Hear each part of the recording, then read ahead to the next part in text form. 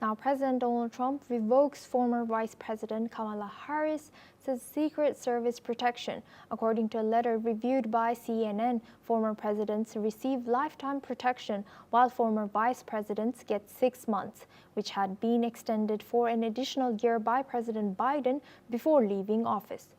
President Trump cancels that extension. Effective on September 1st, Harris is about to start a multi-city book tour for her memoir. 107 days putting her back in the public spotlight. Her senior advisor has said that she is grateful to the Secret Service for their professionalism and dedication. With the detail ended, she may lose access to constant threat intelligence, and her Los Angeles home will no longer be guarded by federal agents. Her husband, Doug Emhoff, lost his personal detail in July under standard provisions. Governor Newsom is briefed and called the move outrageous. While local authorities discuss the possible security measures, Harris's aides warned the loss of detail could significantly increase risks. Now, for this discussion, we go back to Scott Faulkner. He's in head of Eagle Enterprises. He's a security firm. Joins us live from Washington, D.C. Thank you, Scott, for staying with us. Now, what are the implications and potential security implications for Kamala Harris following the revocation of her Secret Service protection?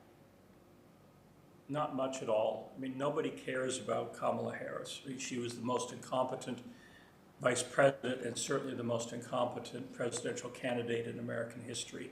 She is the bottom of the barrel in terms of 2028 presidential aspirations. So no one really cares about her. And let's look at the numbers. She got a $20 million advance for this book that was probably ghostwritten. It costs about $1 million a month for Secret Service protection. And this isn't about just protection. Secret Service, when you're in that bubble, they do all the advanced work. They arrange the cars, they arrange the hotels.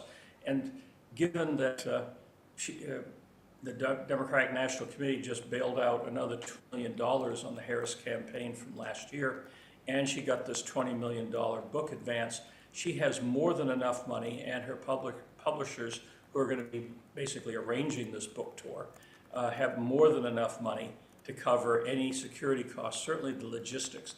The American taxpayers should have no role and certainly no checkbook in subsidizing a vanity project, which is Kamala running around the country promoting a book that she didn't write.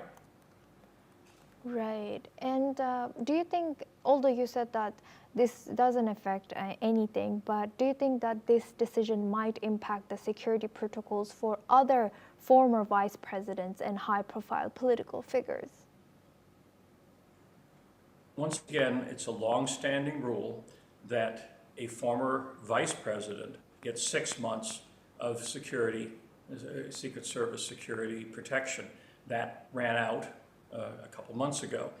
You know, whether Biden himself or his auto pen extended it for another year plus is irrelevant. I mean, anything written by one president that isn't normally in public law can be completely erased by another president. And so Trump basically was fully within his rights to cancel, would literally break precedent. There's not a single former vice president in American history that received Secret Service protection beyond the 6 months.